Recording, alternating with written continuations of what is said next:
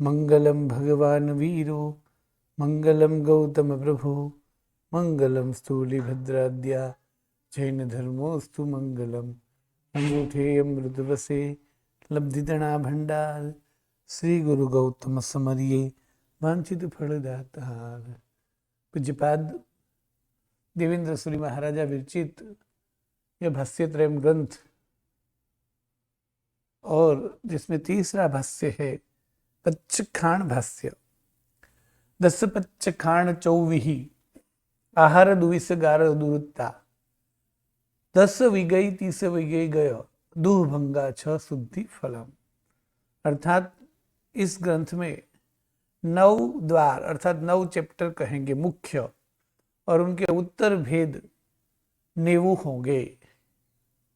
पहले द्वार में पच्चखाण के प्रकार बताएंगे 10 प्रकार से, दूसरे द्वार में उसकी विधि बताएंगे 4 प्रकार से, तीसरे द्वार में आहार का वर्णन करेंगे 4 प्रकार से, चौथे द्वार में आगार का वर्णन करेंगे 22 प्रकार से, पांचवें द्वार में विगई का वर्णन करेंगे 10 प्रकार से, छठे द्वार में निव्याता का वर्णन करेंगे 30 प्रकार से, सातवें द्वार में पच्चखाण के भंग यानी तोड़ना नहीं किंतु भांगे, तो पच्चखाण लेना होता है कौन से 2 प्रकार से लेना होता है, उनके भंग का वर्णन करेंगे 2 प्रकार से। फिर पच्चखाण की शुद्धि का वर्णन करेंगे 6 प्रकार से, और प्रकार का फल का वर्णन करेंगे 2 प्रकार से। इस तरह 90 उत्तर द्वार हो गए। यहाँ पच्चखाण का अर्थ है प्रतिज्ञा आदि। तो जीवन में कुछ कार्य ऐसे होते कि जिसकी करने की प्रतिज्ञा लेनी होती है, जैसे मैं हर रोज सामायिक करूंगा, जैसे मैं हर रोज पूजा करूंगा आदि, वो करने के लिए है। और छोड़ने के लिए आज से मैं रात्रि भोजन कभी नहीं करूंगा आदि। तो इस पच्चखाण की विचारणा करते हुए तपस्या तप आदि का यहाँ वर्णन मुख्यतया है। वैसे पच्चखाण सम्यक्त्व के पच्चखाण यानी सदगुरु सुदेव सुगुरु और सुधर्म को ही मैं मानूंगा, और सर्ववीर्ति यानी सब पाप का त्याग, उसमें वीर्ति के पच्चखाण 2 प्रकार से, देशवीर्ति और सर्ववीर्ति, और वो उसमें मूल गुण और उत्तर गुण होते हैं। और इन्हीं मूल गुण और उत्तर गुणों के लिए जो विविध प्रकार की तपस्या है, जैसे उत्तर के उत्तर गुण कहा जाता है। तो यहाँ उत्तर गुण के पच्चखाण की बात है, उत्तर के भी उत्तर गुण के पच्चखाण की मुख्यतया बात यहाँ हो रही है, मतलब तपस्या त्याग संबंधी विचारणा यहाँ बताई है। तो इसमें सबसे पहले द्वार में बताते हैं कि पच्चखाण 10 प्रकार के होते हैं। पहले 9 द्वार और 9 द्वार के उत्तर भेद 90। उसमें पहला द्वार है पच्चखाण 10 प्रकार से होते हैं, जिसमें से कई सारे पच्चखाण जो है वो भी किए जाते हैं, और कई पच्चखाण ऐसा है कि अभी विच्छेद हो गए हैं, मतलब इस तरह पच्चखाण नहीं लिया जाता है, किंतु 10 प्रकार से पच्चखाण था। वो पच्चखाण की विधि बताते हो क्या कि 10 प्रकार कौन से पच्चखाण के, तो अणागय मई कंतम कोडी सह्यम नियंटी अणगारम सागार निरवशेषम परिमाण कदम सके अद्धा। 10 प्रकार के जो पच्चखाण है वो इस प्रकार है: अनागत पच्चखाण, अतिक्रांत पच्चखाण, कोटि सहित पच्चखाण, नियंत्रित पच्चखाण, फिर अपवाद अर्थात एक भी आगार नहीं, अनागार पच्चखाण, सागार पच्चखाण, निरवशेष पच्चखाण, परिमाणकृत पच्चखाण, सकेत अथवा तो संकेत पच्चखाण, और काल यानी अद्धा पच्चखाण। उसमें अनागत पच्चखाण यानी भविष्य काल में जो करने योग्य पच्चखाण है वो कोई कारणवशात अभी कर लेना, तो उस तपस्या त्याग आदि को तो वही तपस्या और वही त्याग कहा जाएगा। जैसे पर्युषण में अट्ठम करना होता है, किंतु उस पहले ही अट्ठम कर लेना, पर्युषण लक्ष्य अट्ठम, तो वो अट्ठम ही कहलाएगा, किंतु अनागत पच्चखाण। तो इसे पूर्व में भी वो तपस्या की आराधना हो सकती है, जो भविष्य में करना है वो अभी कर सकते हैं। उसी तरह अतिक्रांत, कोई कारणसर जिस समय में पच्चखाण करना था अतिकाल भूतकाल, जो तब पर्यूषण आदि में करना था वो तब नहीं कोई कारणसर कर सके तो उसके बाद में भी कर सकते हैं। ये पचखाण को अतिक्रांत पचखाण कहते हैं।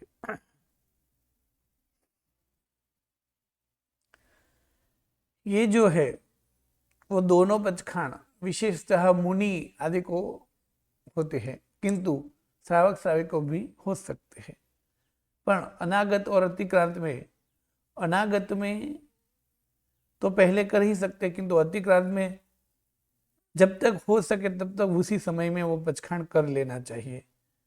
फिर कोटि सहित पचखाण, यानी तप के दो किनारे, यानी तप के दो जो है छेड़े, अंत, आज जो तप पूर्ण हो रहा है तो आज से दूसरा तप की शुरुआत, दो तप की संधि करने वाला पचखाण उसे कोटि सहित पचखाण कहते हैं। तो ये जो है वो दो प्रकार से, समकोटि और विषम कोटि।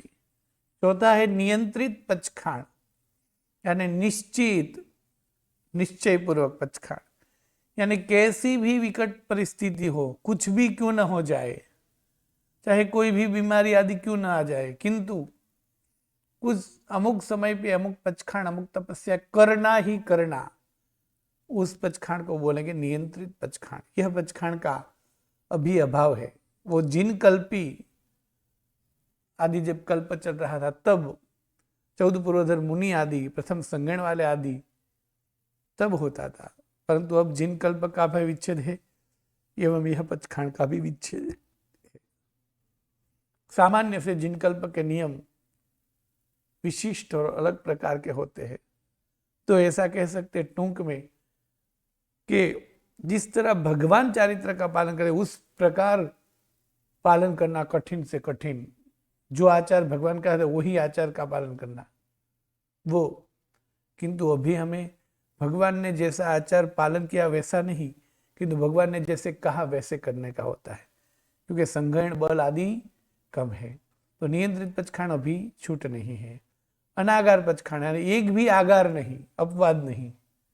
अनागार पचखाण यानी अभी 22 आगार का वर्णन करेंगे, उसमें से 2 आगार छोड़कर, 2 आगार छोड़कर बाकी एक भी आगार इसमें छूट नहीं रखना, ऐसा पचखाण जो है उस पचखाण को अनागार पचखाण कहते हैं। ये पचखाण भी प्रथम संगण वाले मुनि आदि के समय में था, अभी वर्तमान में नहीं है।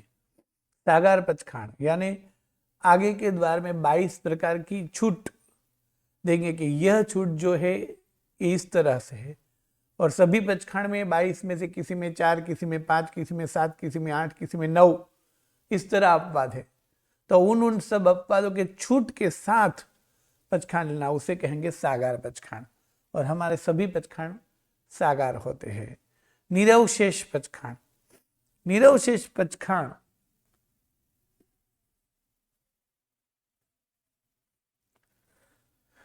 निरवशेष पचखाण जो है वो निरवशेष पचखाण यानी संपूर्ण चारों आहार का संपूर्ण त्याग करना, चारों आहार का सर्वथा त्याग करना। यह पचखाण विशेषतः अंत समय संलेखना आदि में किए जाता है। क्षेत्र काल मर्यादा आदि नक्की करने पर संपूर्ण जो आहार का त्याग करते हैं उसको निरवशेष पचखाण कहते हैं। जैसे हम 24 उपवास करते तो उस उपवास तो निरवशेष पचखाण कह सकते हैं, किंतु एक दिन का ही है, और अंत समय में जिसको संथारा बोलते हैं, संलेखना बोलते हैं, वो जो है वो निरवशेष पचखाण कहलाता है। वैसे कभी प्रथा में स्थानकवासी आदि प्रथा के नहीं, परंतु हमारी प्रथा की बात करें तो एक साथ में ज्यादा से ज्यादा 16 उपवास का पचखाण देते हैं उस तरह, किंतु पूरे एक साथ में सभी पचखाण जो है उपवास के यावत जीवन के उपवास का पचखाण नहीं होता है। फिर परिमाणकृत, 8वां पचखाण था परिमाणकृत, यानी माप तय करना, और वो माप जो है द्रव्य से, घर से, कवल से, दत्ती से, इसे 4 प्रकार से तय कर सकते हैं। उसी तरह 9वां पचखाण है सकेत या तो संकेत, सकेत यानी घर सहित पचखान। सकेत का अर्थ होगा घर और संकेत का अर्थ होगा कोई एक निशानी, चिन्ह, जिस निशानी को धारण करने पर उस घटना होने के बाद में पचखान पालेंगे, उससे पहले नहीं, तो उसे बोलते हैं सकेत पचखान। यह पचखान साधु और श्रावक दोनों को हो सकता है और इनके कई सारे भेद भी हो सकते हैं।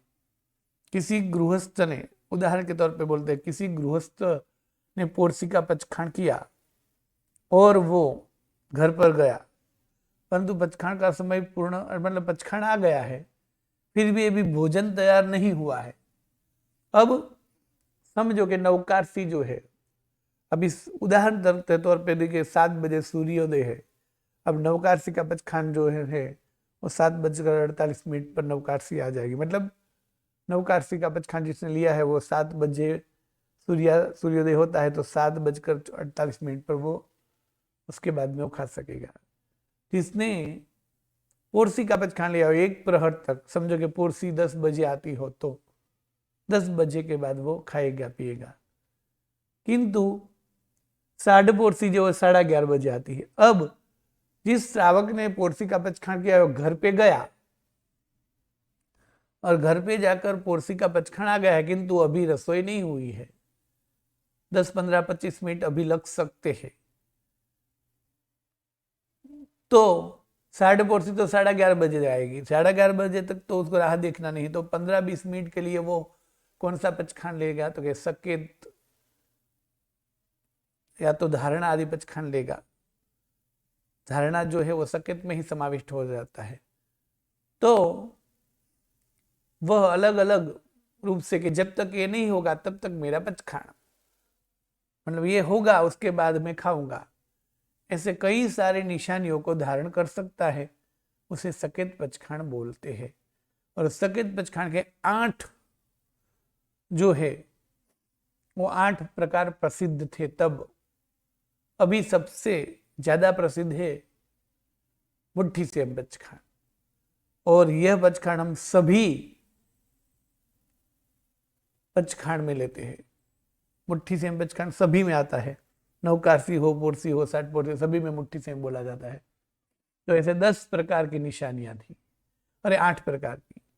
देखिए 8 प्रकार की ही हो सकती है, ऐसा नहीं, इनसे भी अधिक हो सकता है, किंतु तब 8 जो प्रसिद्ध है उनका नाम दिया अंगूठी संयम।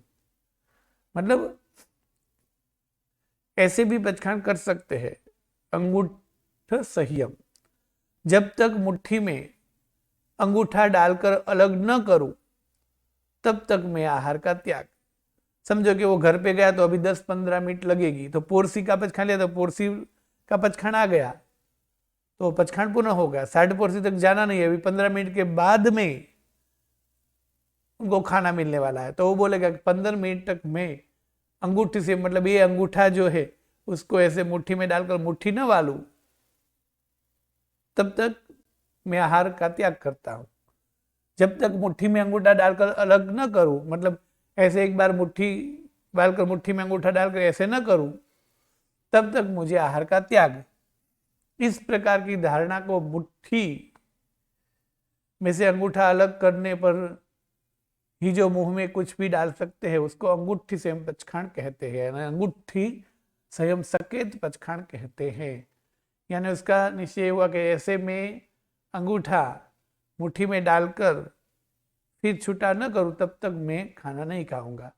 मतलब 10 मिनट के बाद यदि खाना बन गया तो 10 मिनट के बाद 11वें मिनट में ऐसे अंगूठा करके फिर नवकार गिन के वो पचखान पालेगा, फिर खाएगा, तो 10 मिनट जो है उनको वृत्ति का लाभ मिल जाएगा, वरना वो 10 मिनट उसकी अवृत्ति में जाती, बिना पचखान के जाती। अब उसी तरह मुट्ठी से का अर्थ है मैं ऐसे मुट्ठी करके जब तक पचखान न पारूं तब तक 4 आहार का त्याग। यानी नवकारसी का पचखान जब भी हम लेते हैं तो नवकारसी का पचखान तो सूर्योदय के बाद 48 मिनट में आ ही जाता है। समझो कि 8 बजे नवकारसी आती है, फिर भी हम जब भी नवकारसी पालते हैं तो ऐसे मुट्ठी सेम करके 3 नवकार गिन के पालते हैं। तो 8 बजे के बाद जो 15 मिनट गई 8:15 बजे तक, तो वो हमें विरति का लाभ कैसे मिला? क्योंकि हमने मुट्ठी सेम का पचखान लिया था। मुट्ठी से मतलब जब तक मुट्ठी करके पचखान न पारू तब तक आहार का त्याग, उसे बोलेंगे मुट्ठी सेम संकेत पचखान। फिर गंठी संयम, गंठी सहित यानी ग्रंथि सहित गंठी संयम पचखान, यानी गांठ, ग्रंथि बांधना किसी कपड़े की या किसी डोरी की, गांठ बांध के फिर से गांठ न छोड़ू तब तक आहार का त्याग। यानी एक वस्त्र की या तो एक डोरी की गांठ बांध दी और लगता है कि अब एक गांठ छोड़ने के बाद में मैं पचखान पारूंगा, तो वो हुआ गंठी से। वस्त्र अथवा डोरी की मैं गांठ बांध कर उसे अलग न करूं तब तक मेरे आहार का त्याग। और यही गंठी से पचखान के कथा में कपर्द यक्ष का दृष्टांत रखा है कि एक शराब पीने वाला व्यक्ति भी गंठी से पचखान के प्रभाव से, अर्थात के पचखान के प्रभाव से सिद्धाचल जैसे तीर्थ के यक्षाधिराज बने। उसी तरह घर संयम कि जब तक मैं घर में प्रवेश न करूं तब तक चारों आहार का त्याग। समझो कि पोरसी या साढ़े परीक्षा पचखान लिया है और ऑफिस से निकले और रास्ते में ही 10 बज गए और पोरसी का पचखान आ गया। अब घर पहुंचते तक बीजी दूसरी 15-20 मिनट लगती है, तो उन्होंने त्याग तय किया कि जब तक मैं घर में न प्रवेश करूं तब तक मुझे 4 आहार का त्याग। तो पोरसी आने के बावजूद भी रास्ते में से जो घर तक पहुंचे वहां तक उसे विरति का लाभ मिलेगा, तो उसे बोलेंगे घर सहित, स्वेद सहित। उसी तरह घर में आए हैं, पचखान आ गया है, रसोई आदि सब तैयार है, किंतु बाहर से आकर थक गए हैं, थोड़े पसीना वाले हो गए हैं, तो वैसे भी 10-15 मिनट के बाद आराम से खाने की विचारणा कर रहे हैं, तो थोड़ा आराम करके, मतलब ये स्वेद यानी पसीने जो है, इस पसीने की बूंद जब तक सूख न जाए तब तक मेरा पचखान, उसके बाद में मैं खाऊंगा, तो उन्हें बोलेंगे स्वेद संयम पचखान, उच्छ्वास सहित।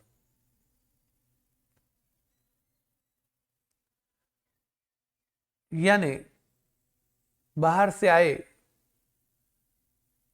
खाने की जल्दी भी थी, खाने की इच्छा भी है, बाहर से जल्दी जल्दी आए हैं, झड़प से आए हैं, तो ऐसे सांस झड़प से चल रही है, थोड़े जैसे कि ना परिश्रमित हो गए हैं, सांस जोरों से चलने लगी है, या तो जोर से नहीं भी चल रही है, वैसे नॉर्मल ही चल रही है, किंतु बाहर से आए तो थोड़ा तुरंत खाने बैठने के बजाय थोड़े 2 मिनट 5 मिनट उसको विश्राम करना है, मतलब सांस खाना है,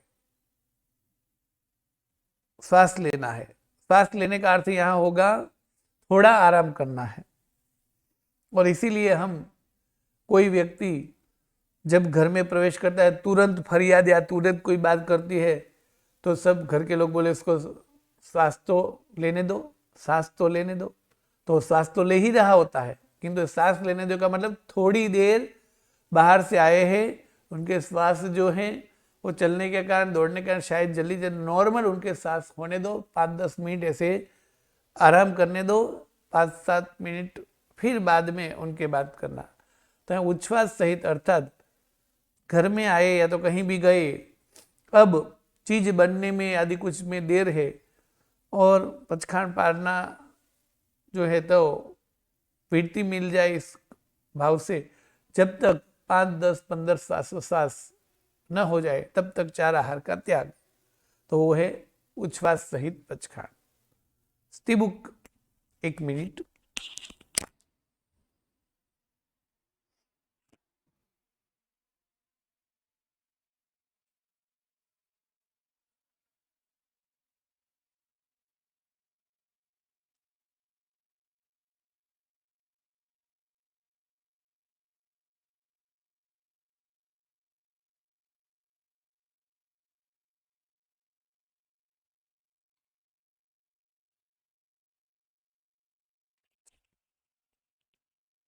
सातवां है स्तिबुक सहित पचखाण। स्तिबुक यानी बैठे हैं घर में, अभी खाने की तैयारी चल रही है, अभी थोड़ी देर पिरसने में, चीज का निकालने में आदि लगेगा, तो वहां देखा तो खाट पलंग आदि पर या तो किसी बर्तन पर जल के बिंदु लगे हैं, तो जब तक ये बिंदु सूख न जाए तब तक चाह आहार का त्याग, तो उसे कहेंगे स्तिबुक सहित पचखाण। उसी तरह आठवां प्रकार दीपक सहित, मतलब जब तक ये दीपक चल रहा है तब तक मैं चार आहार का त्याग करूंगा। इस प्रकार से पचखाण को दीपक सहित पचखाण कहते हैं। इस तरह ये जो है वो सकेत पचखाण यानी अमुक निशानियों वाला पचखाण, यह सकेत पचखाण 1 या 3 नवकार गिनकर पार सकते हैं, और ये पचखाण जो 1 मिनट के लिए भी ले सकते हैं, उसके बाद भोजन करके पुनः सकेत पचखाण भी ले सकते हैं। इस प्रकार बार बार सकेत पचखाण करने से भोजन के अलावा जो बाकी का सारा टाइम है उसमें वृत्ति का लाभ मिलता है।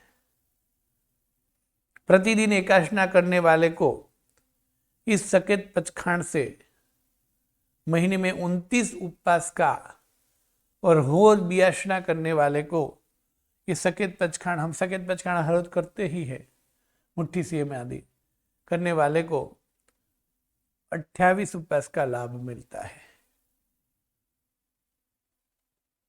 और 3 टाइम खाने वाले को भी हर रोज बाकी के समय में सकेत पचखाण करेगा तो उससे भी 27 उपवास का लाभ मिलता है। अब ये कैसे गणित होगा? तो कि देखिए पूरे दिन में यानी दिन और रात में कितने मुहूर्त होते हैं। मुहूर्त का मतलब है 48 मिनट, ठीक है। तो 48 मिनट कितनी बार होता है? 30 बार। 30 मुहूर्त होते हैं पूरे 24 कलाक में, 30 मुहूर्त होते हैं, ठीक है। और इसीलिए पूरा पौषध करने वाले को 30 सामयिक का भी लाभ मिलता है। मतलब आज सूर्योदय से कल सुबह के सूर्योदय तक के 24 घंटे में कितने मुहूर्त हो जाएंगे? 30 मुहूर्त हो जाएंगे। तो पूरे दिन और रात में 30 मुहूर्त होता है। अब एकाशना करने वाले रात को तो खाएगा ही नहीं। समझो कि आज एकाशना किया है तो आज एक टाइम खाएगा, कल सूर्योदय के बाद वो खाना, सूर्योदय के बाद खाना खाएगा, तो मतलब 24 घंटे में एक बार ही खाया। तो इस तरह हर रोज एकाशना करेगा तो वो हर रोज एक एक टाइम खाएगा, ठीक है। अब एकाशना आदि करने में सामान्य से विधान है कि 48 मिनट में एकाशना बियाशना आदि होना कर लेना होता है। तो खाने में और ज़्यादातर लगभग 20, 25, 30, 40, 45 मिनट में तो सबका हो जाता है। इससे कभी कभी वर्षित अब छठ अट्ठम का पारण आदि हो तो बात अलग है। बाकी नॉर्मल तौर पर 45 मिनट में आराम से एकाशना आदि बियाशना आदि भोजन कर लेते हैं जीव। तो उनको 30, 40, 45 या तो 48 मिनट लगी, मतलब एक दिन में उसने एक मुहूर्त खाया, बाकी के मुहूर्त तो उपवास किया है, क्योंकि एक बार ही खाया है और एक बार खाने में उसको एक मुहूर्त लगा, ठीक है। वो हर रोज एकाशना करता तो 30 दिन में वो 30 बार खाएगा, और 30 बार खाएगा तो हर खाने में उसे अंतर्मुहूर्त लगा, यानी 30 मुहूर्त लगे। तो कुल मिलाकर 30 दिन में उसने खाने का समय कितना लिया? तो सिर्फ एक दिन, क्योंकि 30 बार खाए तो 30 मुहूर्त तक खाया, एक दिन में एक मुहूर्त। समझो कि हम ऐसा कह सकते हैं कि एक दिन में 48 मिनट खाया, तो ऐसे 48 मिनट हर रोज खाएंगे तो 30 दिन तक गिनती करेंगे, 30 बार खाने की तो कितना होगा? 24 घंटे हो जाएंगे। तो मतलब कि 30 दिनों में हर रोज एकाशना करने वाला जीव एक एक बार खाने से 30 दिन में टोटल खाने का समय एक दिन का आएगा। तो वो इस दिन का उसने खाया, वो बाकी के 29 दिन तक के समय में उन्होंने उपवास किया है। तो इस तरह एकाशना करने वाले जीव को यदि बाकी के समय में वो सकेत पचखान करता है तो 29 उपवास का लाभ मिलता है। विहाशना करने वाले को तो 30 बार वो 2-2 बार खाएगा, यानी 60 मुहूर्त तक उसने खाया, यानी 2 दिन तक खाया, बाकी के टाइम पे उन्हें उपवास किया। इस प्रकार सकेत पचखान 8 प्रकार के हैं। अब 10वां प्रकार है अद्धा पचखान। अद्धा यानी काल, अमुक समय तक, यानी कुछ काल तक, मुहूर्त तक, प्रहर तक, 2 प्रहर तक, पक्ष तक, मास तक, 1 आहार, 2 आहार, 3 आहार, 4 आहार आदि का त्याग, उस पचखान को बोलते हैं अद्धा पचखान। और ऐसे अद्धा पचखान के मुख्य 10 प्रकार है। जैसे नवकारसी, तो नवकारसी का पचखान 48 मिनट के समय का है। पुरसी, पुरसी का पचखान 1 प्रहर का होता है। साढ़पुरसी, साढ़पुरसी पचखान का काल 1.5 प्रहर का होता है। पूरी मठ 2 प्रहर तक का पचखान है। अवध 3 प्रहर का पचखान है। एकाशना आज से लेकर कल के सूर्योदय तक का पचखान है, उसमें 1 बार खाने के सिवाय बाकी के सब में नहीं खाना, ऐसा पचखान है। बियाशना तो आज के पूरे दिन में 2 टाइम छोड़कर आज का पूरा दिन रात तक पचखान है। उपवास तो आज से लेकर कल तक, 3 उपवास है तो 3 आहार का त्याग है, और 4 है तो 4 आहार का त्याग है। तो इस प्रकार अद्धा पचखान इन्हें कहते हैं। कुछ काल समय तक का जो पचखान होता है उसे अद्धा पचखान कहते हैं। और अद्धा पचखान जो है वो मुख्यतया 10 प्रकार का है।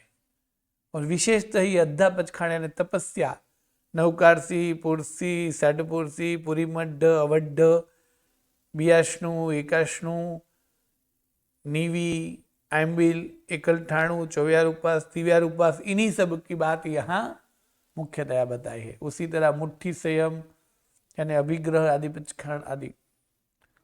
तो वो पचखान कौन कौन से है? 10 प्रकार के। तो नवकार सह्य, पोरिसी, पुरीमड्ढे, गासणे गठाणेय, आयम्बिल अब्बत्तठे, चरिमेह अभिग्रह विगई। अर्थात एक काल का, अमुक काल तक जो पचखान है उस काल के पचखान के 10 मुख्य प्रकार है। 1 नवकारसी, 2 पुरसी, पुरसी के अंदर साढ़पुरसी का समावेश कर देना है, यानी 1 नवकारसी, 2 पुरसी और साढ़पुरसी। 3 पुरीमड्ढ, पुरीमड्ढ के अंदर अवड्ढ का समावेश हो जाता है, यानी पुरीमड्ढ और अवड्ढ। 3 एकाशना, एकाशना और बियाशना। फिर एकलठाणा, उपवास, आम्बिल, दिवसचर्य माने दिवस का चरिम पचखान, और अभिग्रह और विगई का पचखान। ऐसे 10 प्रकार के पचखान अद्धा पचखान होते हैं। उन 10 पचखान का विवेचन करते कि 10 पचखान यानी क्या, नवकारसी यानी क्या।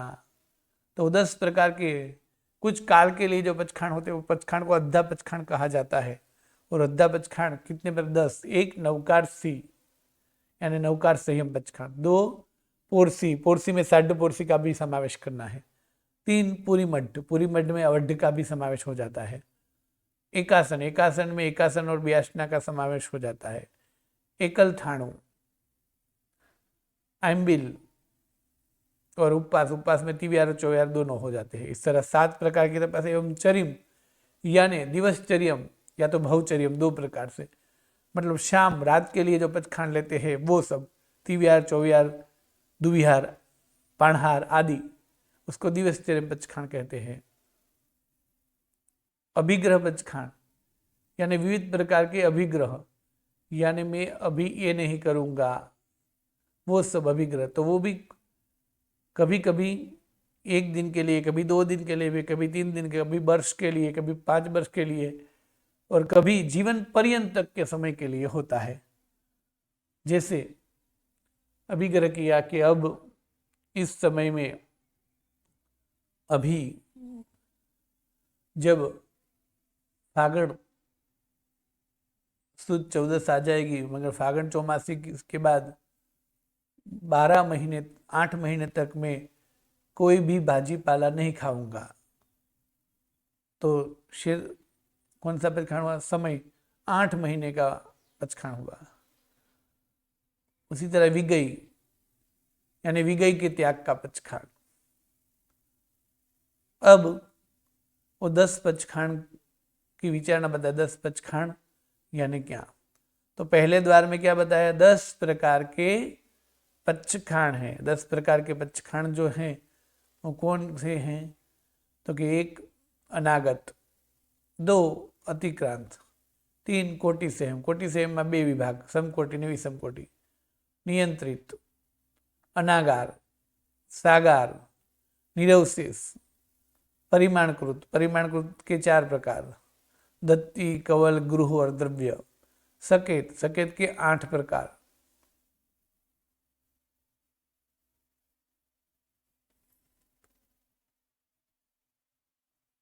और 10वां है अद्धा, और अद्धा के 10 प्रकार। अद्धा के 10 प्रकार जो बताए वो नवकारसी, पुरसी आदि। तो उसमें सबसे पहला नवकारसी पचखाण। ये सब अद्धा पचखाण। अद्धा यानी कुछ काल तक के लिए कुछ त्याग करना। तो नवकारसी में हम क्या त्याग करते हैं? खाना पीना दोनों, यानी सभी प्रकार के आहार का त्याग सूर्योदय से लेकर 48 मिनट तक जिसमें होता है। और फिर बाद में नवकार गिन के ये पचखाण पारा जाता है, इसलिए उसको नवकार संयम कहते हैं। तो नवकारसी का पचखाण यानी क्या? तो नवकारसी का पचखाण यानी पचखाण आने पर चाय, दूध, खाखरा, पोहा वो खाना वो नहीं है, वो तो नाश्ता है। जो सूर्योदय से लेकर 48 मिनट तक जो नाश्ता वगैरह, पानी वगैरह कुछ खाया पिया नहीं, वो पचखाण है। हम कहते हैं चलो नवकारसी करने, तो नवकारसी का पचखाण किया, तो हाँ किया ना, संग में आज जलेबी, नाश्ता, फाफड़ा किया, तो वो नाश्ता फाफड़ा वो तो नाश्ता है। पचखाण क्या है? सूर्योदय से लेकर 48 मिनट नहीं खाना, वो पचखाण है। तो नवकार संयम यानी नवकारसी का पचखाण यानी सूर्योदय से लेकर 1 मुहूर्त तक यानी 2 घड़ी अर्थात 48 मिनट तक कुछ भी खाना पीना नहीं, सभी खाने पीने की चीज का त्याग। और बाद में 48 मिनट के बाद 3 नवकार गिन के पचखाण पारना और उसके बाद में खाना। तो वो 48 मिनट तक जो त्याग किया उसे बोलते हैं नवकारसी का पचखाण। और बाद में मुट्ठी करके नवकार गिन के जो खाते हैं उसे तो नाश्ता बोला जाएगा, पर उपचार में उसी को नवकारसी बोला। चलो नवकारसी करने मतलब 48 मिनट के बाद नाश्ता करना, वो नवकारसी मतलब 48 मिनट का त्याग, उसे नवकारसी कहा जाता है। नहीं कि पौवे, मग आदि को नवकारसी नहीं बोला जाता, वो तो सिर्फ स्थूल से सामान्य से उन सबको बोला जाता है। फिर यह पचखाण सूर्योदय से पहले ले लेना चाहिए तो शुद्ध और पूर्ण लाभ मिलता है, अन्यथा अशुद्ध कहलाता है। क्योंकि कम से कम कोई भी पचखाण 48 मिनट के लिए तो है ही। कौन से? सकेत, धारणा आदि को छोड़कर। तो अद्धा पचखाण में सबसे छोटा पचखाण जो है वो नवकार संयम का पचखाण 48 मिनट का तो है ही। अब सूर्योदय से 48 मिनट तक है, क्योंकि नवकारसी आती है सूर्योदय के बाद 48 मिनट में। तो सूर्योदय से पहले लेंगे तो जागे है, उठे, जागृत है, तो हमने 48 मिनट सब कुछ त्याग किया और सहन किया। 48 मिनट तक कुछ खाया नहीं, पिया नहीं, तो वो 48 मिनट तक हमने तपस्या की है। किंतु समझो कि हम 8 बजे नवकारसी आती है और 8 में 2 बजे 8 में 5 मिनट कम है, तब जागेंगे और पचखाण लेंगे, तो जो 42-45 आदि मिनट में सोए उसमें हमने क्या त्याग किया? कुछ विशेष त्याग, क्योंकि हम तो नींद में ही थे, तो उसमें त्याग आदि क्या करना, कुछ किया ही नहीं है। फिर भी वो पचखाण भी लिया जाता है और ले सकते हैं, और सभी आचार्य भगवान देते ही हैं, क्योंकि उसको आशय है कि आज नहीं तो कल, कल नहीं तो परसों ये जीव समझेगा और धीरे धीरे धीरे धीरे सूर्योदय से पहले लेकर 48 मिनट तक की शुद्ध विधि का पालन करेगा और नवकारसी का पचखाण धीरे धीरे शुद्ध करेगा। जिस नवकारसी के पचखाण में 100 वर्ष तक नारकी के दुख सहना पड़े, इतने कर्म को काट देने की शक्ति है। ऐसे नवकारसी का बचखान सिर्फ 48 मिनट तक कुछ नहीं खाना है, और वो भी जागने के बाद 48 मिनट, मतलब सूर्योदय के बाद 48 मिनट। तो सूर्योदय के बाद 48 मिनट निकालना कोई कठिन बात नहीं है। फिर भी ये भी आज के जीवन में, आज की व्यवस्था में बहुत कठिन होने लगता है। समझो कि जिस शहर में, बॉम्बे, वडोदरा, अहमदाबाद, सूरत, बेंगलोर आदि बड़े बड़े शहर में, और जैन श्रावक श्राविका, जिस घर में कई सारे वर्षी तप, कई सारे सिद्धि तप, कई सारे मासिक श्रमण, कई सारे दीक्षाएं हो चुकी है, दादा दादी आदि अनेक तपस्या कर चुके हैं, काका मामी मासी के कुटुंब में से कई सारों ने दीक्षा ले ली है, ऐसे घर में भी क्या कर सकते हैं कि वो भी स्कूल के कारण और बच्चों को आगे रखने के मोह में माता पिता भी ऐसे कॉन्वेंट, ऐसे खानगी स्कूल में भेज देंगे कि उनका समय ही ऐसा रहता है कि 7 बजे का, 7:30 बजे का। तो प्राय करके, लगभग करके उस बालक को नवकारसी का बचखान लेना और पालना मुश्किल हो जाता है। अब नवकारसी आती है 7:30 या तो 8 बजे, और स्कूल है 7 बजे की, तो बच्चे को तैयार होना पड़ेगा 6:30 बजे, 6:45 बजे। तो वो 6:30 बजे ही हर रोज नाश्ता कर, हर रोज भूखा जाए ऐसा तो हो नहीं सकता। हर रोज नाश्ता आदि लेकर जाए, वो व्यवस्था भी कठिन लगती है। तो नवकारसी का बचखान भी दुर्लभ है, बहुत करना मुश्किल है इन सब के लिए। पर यहाँ मुख्य नवकारसी, अब नवकारसी का बचखान यानी क्या, तो कि 48 मिनट के समय का बचखान, सूर्योदय से लेकर 1 मुहूर्त तक, यानी 2 घड़ी 48 मिनट तक कुछ भी नहीं खाना पीना, उन सब का त्याग, उसे नवकारसी का बचखान कहेंगे। और फिर जब 48 मिनट होगी उसके बाद में नवकार गिनकर बचखान पारेंगे, और उसके बाद वे कुछ भी खाएंगे पिएंगे। और हर एक बचखान में एक अज्ञानता भी रहती है। देखिए, बचखान का समय आ जाता है, चाहे वो नवकारसी हो, पोरसी हो, साढ़ पोरसी हो, उसके साथ में मुट्ठी सेम लिया हो, गंठ सेम लिया हो, नवकारसी आ गई हो, फिर नवकार गिन लिए, फिर नवकार गिन लिए, बचखान पूर्ण हो गया। अब कई सारी जगह पर कई सारे भाइयों, कई सारे बहनों के मन में एक मान्यता है कि ऐसे नवकारसी का बचखान पारने के बाद सबसे पहले पानी ही पीना पड़ता है। ऐसा कोई नियम नहीं है, बस यहाँ नवकार गिन लिया इसलिए बचखान पूर्ण हो गया, आप कुछ भी खा सकते हैं।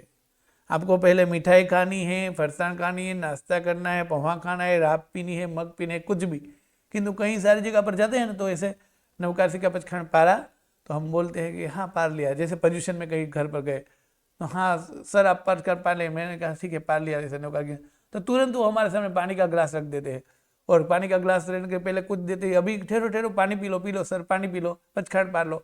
तो पानी पीना वो बचखान पारना नहीं है, और नवकार गिनना वो बचखान पारना है। तो बचखान पारने की विधि हो गई, उसके बाद में ऐसा नियम नहीं है कि पानी पीने के बाद ही बचखान पारे जाएंगे, ऐसा नहीं है, कुछ भी खा सकते हैं, मतलब जो भी अच्छा लगे उसमें पानी पीना। हाँ आवश्यक है, किसी को टेव है तो वो पहले पानी पियो, बात अलग है, किंतु नहीं नहीं ये कुछ नहीं, सबसे पहले पानी पियो। बच्चों को भी यही कई सारी माएँ ऐसे कहती, पहले पानी पियो फिर मैं नाश्ता देती हूँ।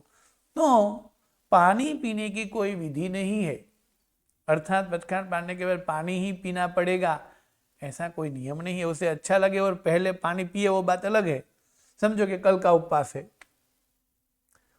किसी को कल का उपवास है, और कई सारे जीव को उपवास में पानी अच्छा नहीं लगता है, पानी पीने से उल्टी हो जाती है, तो उसने 24 उपवास कर दिया, तो 23 उपवास में भी कल एक ही बार पानी पिया, ठीक है। अब पूरे उपवास के कारण उसके मुंह में ऐसे जैसे कुछ खाया नहीं उस तरह इसकी जीभ में मुंह में ऐसे लगने लगा कब कुछ खाओ। अब दूसरे दिन उन्होंने नवकार्षी का पचखान लिया है। अब नवकार्षी का पचखान पारने के बाद में उन्हें पहले नींबू शरबत या तो राब या तो सूंठ की गोली या तो मूंग का पानी पीने की इच्छा होती है, किंतु माई जो है वो सामने गिलास पानी धर देगी, नहीं पहले 2-3 घूंट, कम से कम 1 घूंट पानी तो पियो। पर वो पानी पीने के समय में उसे नहीं अच्छा पानी लगे तो उल्टी भी हो जाती है कहीं कहीं लोग को। तो नवकार्षी कोई भी पचखान पारने का अर्थ है पचखान का समय पूरे होने के बाद विधि पूरी करके पचखान का पारण करना, बस।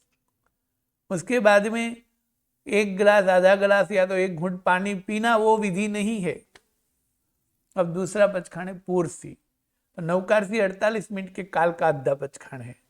तो पूर्सी कितने, तो 1 प्रहर का, और 1/2 पूर्सी 1.5 प्रहर के काल का पचखान है। अब 1 प्रहर आने क्या, तो सामान्य से जो है वो 2:45 से लेकर 3.25 घंटे तक का समय। ये 2:45 से 3.25 घंटे का समय ये नहीं बोलना चाहिए, किंतु इतना समय होता है। कभी 1 प्रहर 2.25 प्रहर का होता है, घंटे का होता है, कभी 3-3.5 घंटे का भी हो सकता है। तो 1 प्रहर का अर्थ क्या है, तो दिन के और रात्रि के कुल 8 प्रहर होते हैं। अब दिन के सूर्योदय यानी दिन के सूर्योदय से शाम के सूर्यास्त तक दिन कहलाता है।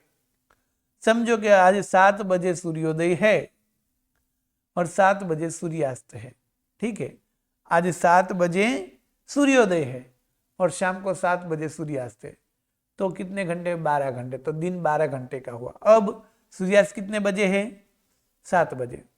अब कल दिन कितने बजे है, सूर्योदय 7 बजे, तो आज 7 बजे से कल सुबह 7 बजे तक रात्रि कहलाती है, यानी 12 घंटे की रात्रि हुई। मतलब सूर्योदय से सूर्यास्त तक दिन कहलाता है, सूर्यास्त से सूर्योदय तक रात कहलाती है। अब प्रहर यानी क्या, तो दिन का जितना भी काल है उनका 4 भाग करके 1 भाग लेना, उसे बोलेंगे प्रहर। आज 7 बजे सूर्योदय है और शाम के 7 बजे सूर्यास्त है, तो दिन 12 घंटे का हुआ। तो 12 घंटे के 4 पार्ट पाड़ना है, मतलब 12 को 4 से भाग करना है। तो 12 को 4 से भागेंगे तो 3 जवाब आएगा, यानी 3 घंटा वो 1 प्रहर हुआ। यदि दिन 12 घंटे का है तो 1 प्रहर यानी दिन का चौथा भाग, और रात्रि का प्रहर यानी रात्रि जितने समय के उसका चौथा भाग, यानी दिन या तो रात का चौथा भाग, उसे प्रहर बोला जाता है।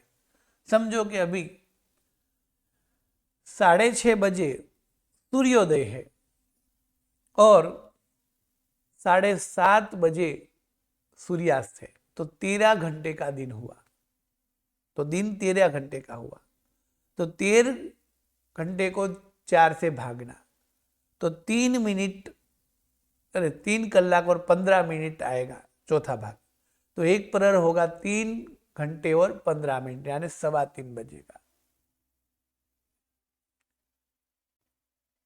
कभी कभी दिन 11 घंटे का, कभी 12 घंटे का, कभी 13 घंटे का तक भी रहता है। तो जितना भी दिन है उनके 4 भाग करना। उसी तरह रात्रि भी कभी छोटी कभी बड़ी रहती है, तो जितनी भी रात्रि है उनका चौथा भाग, 4 भाग करना और 1 भाग लेना। तो 1 भाग को बने कहेंगे प्रहर। और 1 प्रहर तक यानी सूर्योदय से सूर्यास्त तक 12 घंटा है और उसका 4 भाग किया तो 3 घंटे आए। समझो कि अभी 6 बजे सूर्योदय है और 6 बजे सूर्यास्त है, तो 6 बजे से लेकर 6 बजे के भाग किए तो 3 घंटे हुए।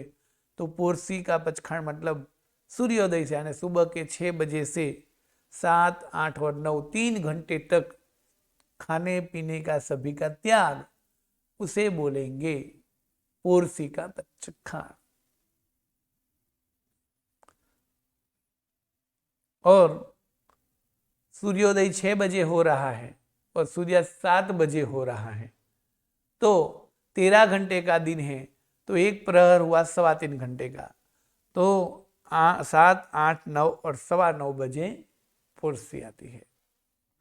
और इसी प्रकार सूर्योदय 7 बजे है और सूर्यास्त जो है वो 7:30 बजे है, तो 8, 9, 10 और 10 के ऊपर जो है वो 7 मिनट, तो 10:07 पर पोरसी आएगी। उस तरह पोरसी यानी एक प्रहर का पचखाण, और एक प्रहर यानी पूरे दिन का 4 भाग करके एक भाग यानी दिन का चौथा भाग।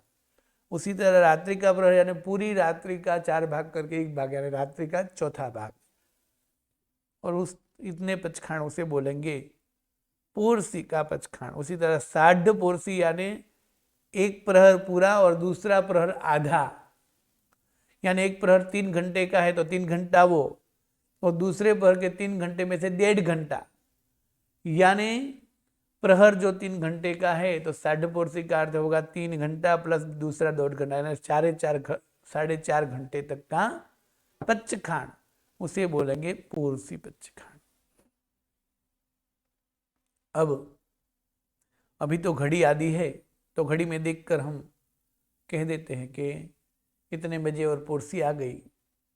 जब घड़ी नहीं थी तब भी पोरसी का पचखाण होता था, तब भी लोग पोरसी का पचखाण करते थे और अच्छी तरह करते थे। तो तब पोरसी कैसे मापते थे?